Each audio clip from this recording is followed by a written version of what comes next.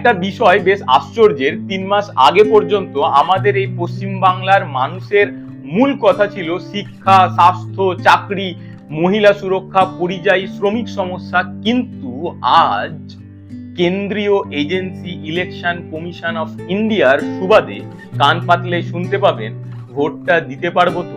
আমার মেয়ে, আমার ছেলে, আমার বাবা, আমার মা, আমার ভাই, আমার ওই বোন যার ভোটের নামটা কেটে গিয়েছে, তাকে কি এবার ডিটেনশন ক্যাম্পে ভরবে? মানুষ আতঙ্কিত।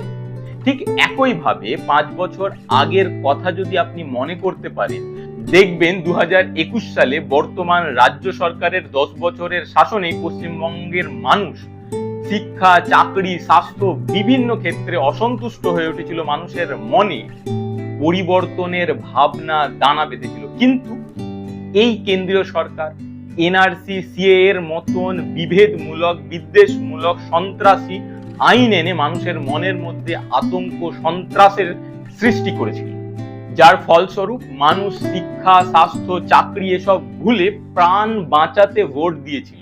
আর ওই সিপিএম, কংগ্রেসের মতন পার্টিগুলো যারা শুধুমাত্র শিক্ষা, স্বাস্থ্য, চাকরি, মহিলা সুরক্ষা, সামগ্রিক উন্নয়নের কথা বলেছিল, তারা বিধানসভা থেকে মুছে গিয়েছিল।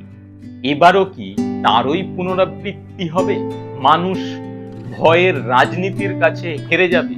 সেই 2021 সালে আমাদের পশ্চিমবঙ্গের মানুষ যদি বিজেপিকে বিধানসভায় বিরোধীর আসনে না বসাতো, আজ হয়তো আমরা প্রকৃতই পরিবর্তনটা দেখতে পেতাম। মানুষের মুখে শিক্ষা, স্বাস্থ্য, চাকরি সহ বিভিন্ন উন্নয়নের দাবির কথা শুনতে পেতাম এবং এইগুলো মনে নিয়েই তারা ভোটের কেন্দ্রে ভোট দিতে যেত।